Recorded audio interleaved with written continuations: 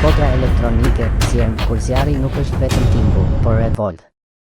Në skenën shpërthyese të Eurovision 2025 në Basel, ndër zërat që nuk mund të injorohen është ai i Shqipërisë, zjerm. Një emër, një fjalë, një ritëm. Kënga përfaqësuese e Shqipërisë këtë vit nuk është thjesht një performancë muzikore, është një akt proteste, një shpërthim emocionesh, një rit i zjarrt për ata që kanë heshtur shumë gjallë. Kush është zjerm? Shkodra elektronike është një dyshe muzikore shqiptare e zhanrit folktronica, e përbërë nga producenti Kol Laca dhe këngëtarja Beatrice Gjergji. Të dy janë me origjinë nga Shkodra, por janë rritur në Itali si emigrantë.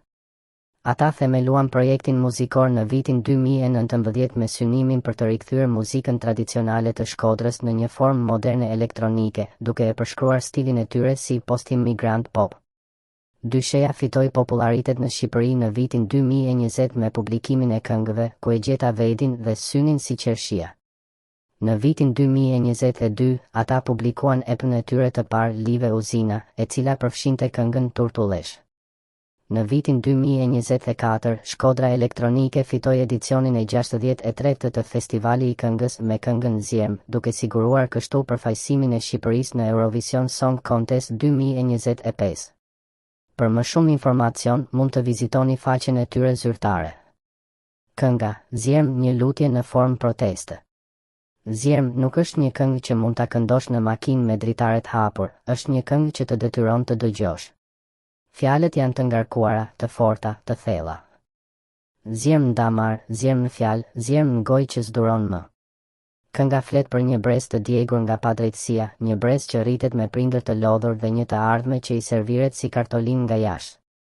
Është një thirrje për ata që kanë frikë të flasin, një mesazh që thotë se tani është koha për të ndezur zjarrin e ndryshimit. Performanca në skenë, minimalizëm që djeg. Në skenën e Eurovisionit, Zjerm zgjodhi të mos përdor efekte të shndritshme apo koreografi të lodhshme. Në vend të kësaj, drita të kuqe pulsuan si ritmi një zemre të shqetësuar, ndërsa vokalisti kryesor recitoi fjalët si në një ritual. Flamuri shqiptar nuk mungoi, por nuk u valvi si dekor, ishte i përdredhur në duart e artistit, si një shenjë e një kombi që nuk e njeh më veten. Pritja ndërkombëtare, Shqipëria ndryshe. Kritikët e Eurovisionit kanë mbetur të befasuar.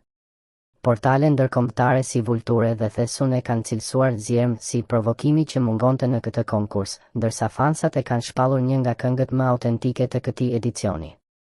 Në një skenë ku shumica kërkojnë të pëlqehen, Shqipëria kërkon të thuhet e vërteta.